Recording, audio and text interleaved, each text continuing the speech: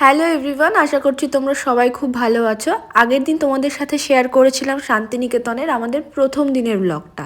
আজ শেয়ার করব সেকেন্ড দিনের ব্লগ। দ্বিতীয় দিন আমরা প্রত্যেকেই খুব সকাল সকাল ঘুম থেকে উঠেছিলাম, যেহেতু সেদিনের আমাদের প্ল্যান ছিল প্রথমেই মায়ের মন্দিরে পুজো দেওয়া। আমরা সেদিন সকালে উঠে রেডি হয়ে সবাই মিলে চলে গেছিলাম কঙ্কালীতলায় পুজো দিতে। আমার মা এবং কাকিমণিরা যারা আমাদের সাথে গেছিল তারা কিন্তু সবাই একটা করে ফুলের ডালা নিয়ে নিয়েছিল মাকে পুজো দেওয়ার জন্য।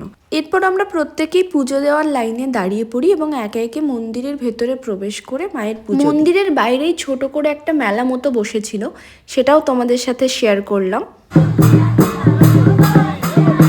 এই যে জায়গাটা তোমরা দেখছো এটাও কিন্তু কঙ্কালীতলাতেই। এখানে সন্ধ্যা আরতি হয়। খুব রিসেন্টলি এইটা শুরু হয়েছে। যেহেতু পুজো দেবো বলে সকাল থেকে আমরা কিছু খাইনি, তাই জন্য আমরা ব্রেকফাস্টটা সেরে নিই। আমি খেয়েছিলাম লুচি অ্যান্ড ঘুগনি। তারপর দেখো এই পুচকু বাচ্চাটার সাথে দেখা হয়েছিল, যে ছড়া বলতে বলতে নিজেই ছড়া ভুলে গেছিল।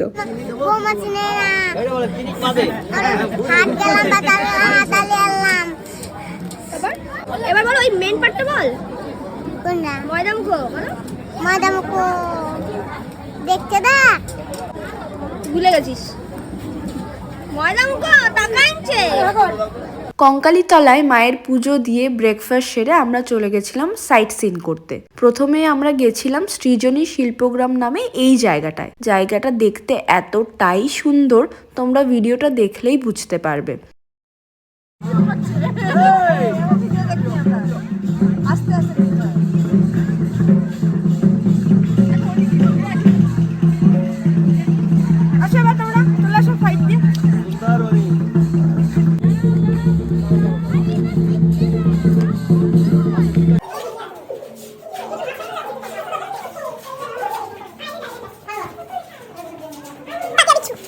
এরপর চলে গেছিলাম আমরা সোজা খেতে। আমরা যেখানে লাঞ্চের জন্য গেছিলাম সেটা ছিল একটা রিসর্ট প্লাস রেস্টুরেন্ট, আর সেখানে এত দারুণ একটা সুইমিং পুল ছিল যে আমি ভিডিওস ফটোস না তুলে থাকতেই পারিনি। বাট দুর্ভাগ্যের বিষয় এটা, সেদিন আমরা ওখানে খেতে পারিনি, এতটাই ভিড় ছিল। তো আমরা পাশের একটা রেস্টুরেন্টে গিয়ে খাই, মানে লাঞ্চ কমপ্লিট করি।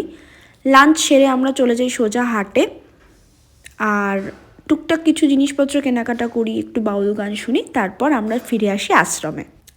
তো সেকেন্ড পার্টটা এখানেই শেষ করছি।